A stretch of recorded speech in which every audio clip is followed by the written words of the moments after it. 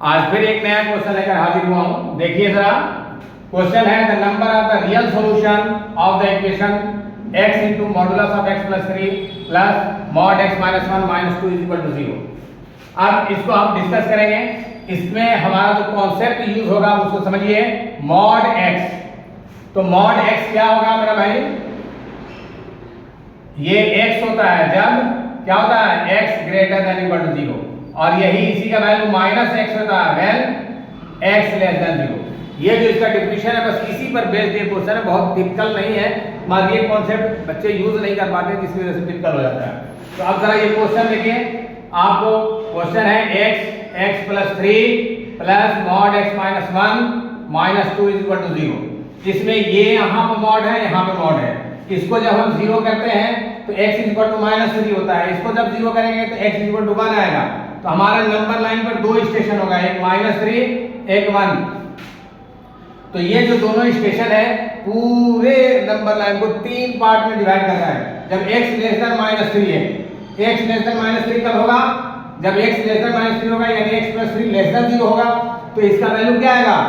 ये वाला कॉन्सेप्ट लगेगा, है ना। तो क्वेश्चन में जो सबसे पहला है व्हेन लिखेंगे x लेस देन माइनस 3। ये केस लेते हैं तो मेरा क्या हो जाएगा? तो x प्लस 3 जो मॉड होगा उसका देन, है ना। तो यहां से हमारा क्या निकलेगा? ये माइनस x प्लस 3 निकलेगा। तब मेरा इक्वेशन क्या हो जाएगा? जरा देखिए, x into minus x plus 3 plus, अब ये देखिए x माइनस 3 छोटा तो ये पॉजिटिव होगा, है ना। x माइनस 1 माइनस 2, ये जो है x 1 से छोटा था, माइनस 3 छोटा तो इससे भी छोटा होगा, तो ये भी आपका माइनस ऐसे, और ये आपका जो है हो जाएगा 0। अब देखिए इससे निकलेगा क्या?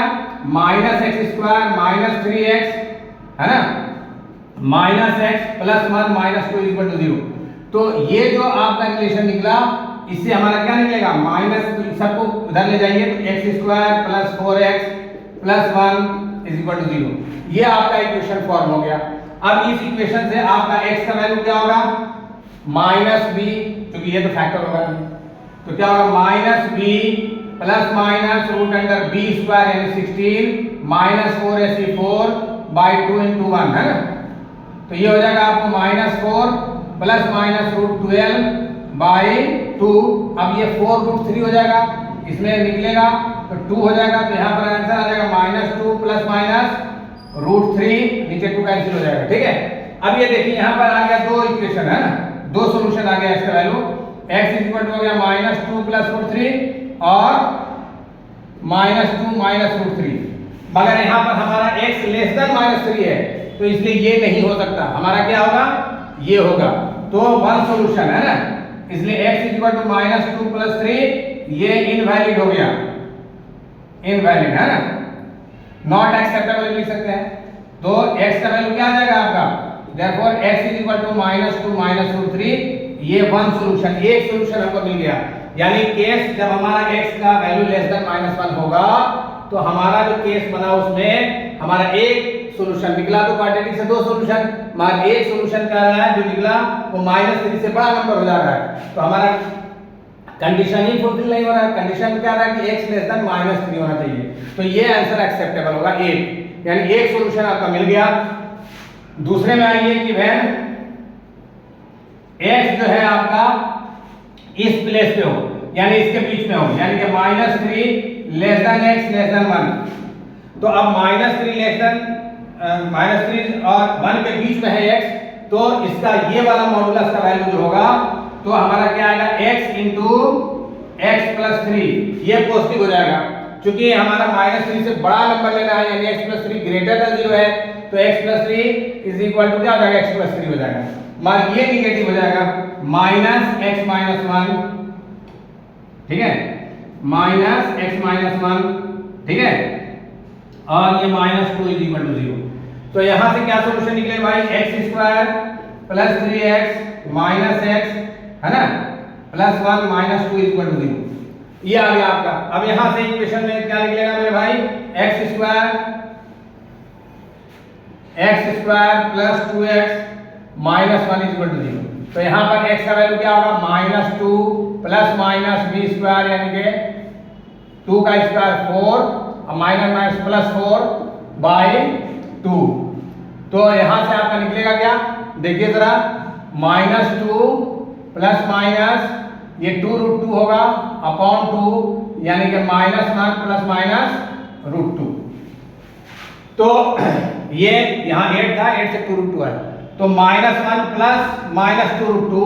अब ये देखना है कि ये दोनों वैल्यू इसके बीच में आ रहा है कि नहीं। तो एक है आपका -1 -√2, तो ये -1 से, तो ये 1 से छोटा है और -√3 से बड़ा है, यानी ये वैलिड हो गया। तो ये भी हो गया। दूसरा वैल्यू होगा -1 प्लस √2, ये भी 1 से छोटा है, तो यानी दोनों ही वैल्यू बोथ एक्सेप्टेबल है ना, बोथ मतलब वैलिड हो गया, ऐसे भी लिख सकते हैं। तो आपका जो है 2 सॉल्यूशन यहां मिल गया, एक यहां मिला था, 2 यहां मिल गया, 3 सॉल्यूशन हमको मिल चुका है। अब यहां पर तीसरा कंडीशन है, when x greater than 1, x greater than equal to 1 में आपका इससे बड़ा वैल्यू, इससे बड़ा वाला लेना है।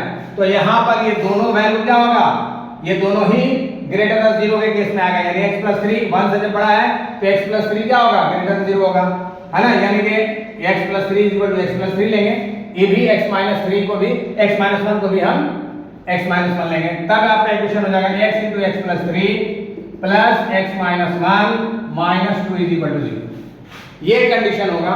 और इसमें आपका क्या आएगा, x² plus 3x plus x minus 1 minus 2 = 0।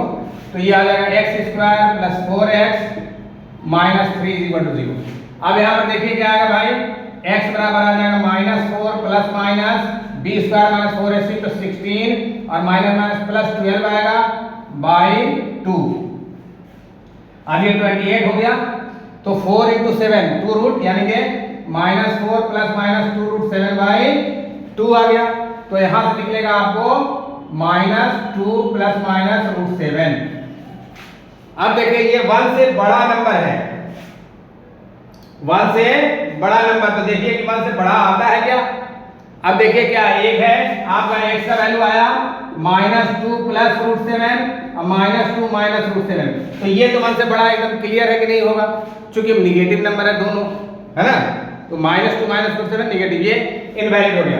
-2 plus √7, अगर यहाँ प्लस √9 होता तब 3 - 2 1 हो सकता था, मगर ये -2 प्लस 2 पॉइंट समथिंग, यानी कि आपको ये 1 से छोटा नंबर है। जबकि हमारा कंडीशन क्या कहता है, x greater than equal to 1, तो हमारा ये दोनों ही सॉल्यूशन जो होगा हमारे गिवन कंडीशन को फुलफिल नहीं कर रहा है, इसलिए दोनों इनवैलिड हो गया।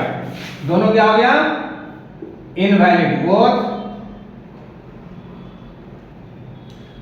इनवैलिड, नहीं बोथ इनवैलिड। तो आपका दोनों ही सॉल्यूशन इनवैलिड हो गया। तो आपके टोटल नंबर ऑफ सॉल्यूशन, जो रियल सॉल्यूशन हमको कह रहा था, वो आया कितना, पहले कंडीशन में आपको एक वैलिड है एक इनवैलिड है, एक सॉल्यूशन। दूसरे वाले कंडीशन में नहीं है, इसके बीच में जो था वो दोनों ही वैलिड था, है ना। और तीसरे वाले में तो दोनों ही इनवैलिड है। तो पहले में एक वैलिड एक इनवैलिड, तो एक सॉल्यूशन मिला। दूसरे में आपको 2 वैलिड है तो 2 सॉल्यूशन और हुआ, तो 3 सॉल्यूशन हो गया। और चौथे में एक भी सॉल्यूशन, तीसरे कंडीशन में एक भी सॉल्यूशन वैलिड नहीं हुआ, तो इसका मतलब आपके पास टोटल 3 सॉल्यूशन रियल मिले।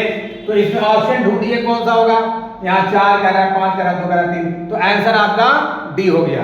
तो ये जो है करेक्ट ऑप्शन आपका है डी, जो है कह रहा है कि 3 रियल सॉल्यूशन होगा। तो हमारा ऑप्शन नंबर 3 सही है। तो ये बड़ा ही मजेदार क्वेश्चन था, ये इसी साल जेईई मेंस में भी आ चुका है। तो इस तरह के क्वेश्चंस को सोल्व करने के लिए थोड़ा पेशेंस के साथ गिवन कंडीशन का